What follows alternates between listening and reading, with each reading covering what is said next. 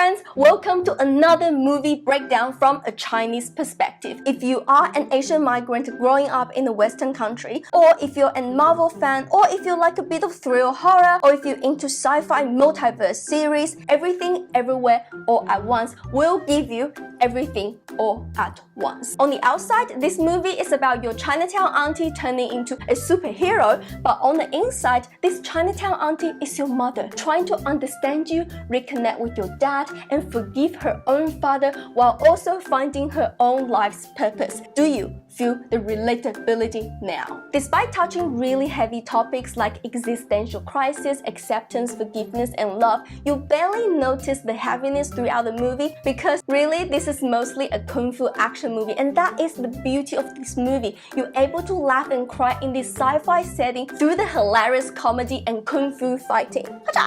Let's break it down. I was actually pretty worried that this is too Chinese for non-Chinese people because even at the beginning of the movie, there's no slowly easing into the Asianness. It was straight away, they were speaking Chinese, you have to read the subtitle to understand. For me, it was weirdly satisfying because for years, I am the person who have to read subtitles to understand English, and now it's the other way around. I was like, what? And it really showed the essence of an Asian migrant family. When Joy was trying to speak Chinese to Gong, the grandpa, everybody laughed because not only it was like a Google translation, but also the way she said it was exactly how second generation Chinese sound like. It's a bit of awkward, it's a bit of embarrassment. The settings were also really on point. Even in the craziest, the weirdest multiverse, you can still see traces of Chinese elements like the fight in the forest, the kung fu practice ground, and the heavenly scene, which you typically see in Chinese fantasy dramas. And I laughed when they included those sun visor hats that Chinese aunties really love to wear in the heavenly scene. Even in Jobu Tupaki's makeup, you can see traces of cosplay and e-girl looks.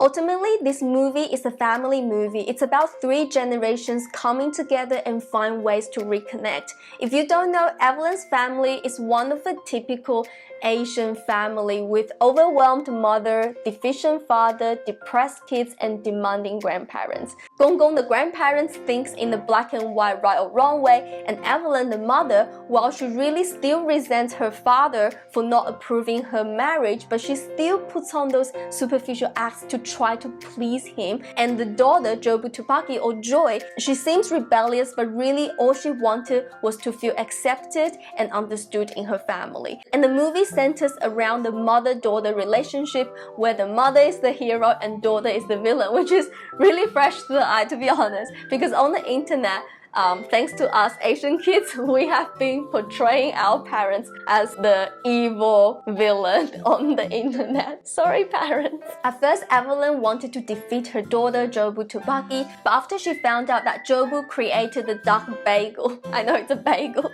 not to destroy the multiverse, but ultimately to destroy herself, she decided to save her daughter, Jobu Tupaki, instead. And by accepting her daughter's sexuality, she also found a way to accept herself and found the courage to confront her own father. Gong gong!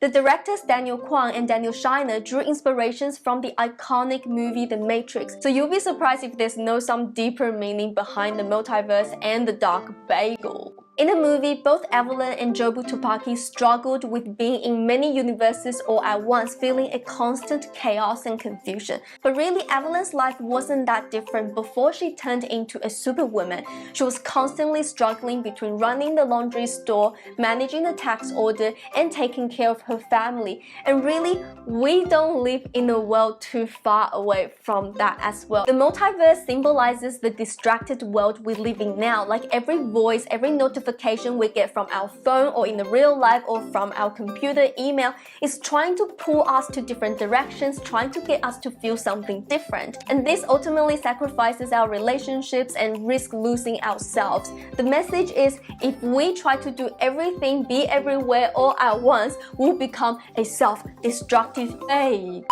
The movie also touches on existential crisis and the meaning of life. In the movie, Jobu Tupaki said nothing matters after she experienced so many different possibilities, different emotions, different lives. Seeing all this craziness made she feel so small and stupid, such that every action and decision just becomes another statistical inevitability. Yet Evelyn showed her an alternative. Despite how small and stupid we truly are in the grand scheme of things, we still have the choice to enjoy our time despite how short it is. So here are my thoughts on Everything Everywhere All at Once. What are your thoughts? Have you watched the movie? Go watch it if you haven't. Let me know what your thoughts are in the comment below. I will see you next week. Bye!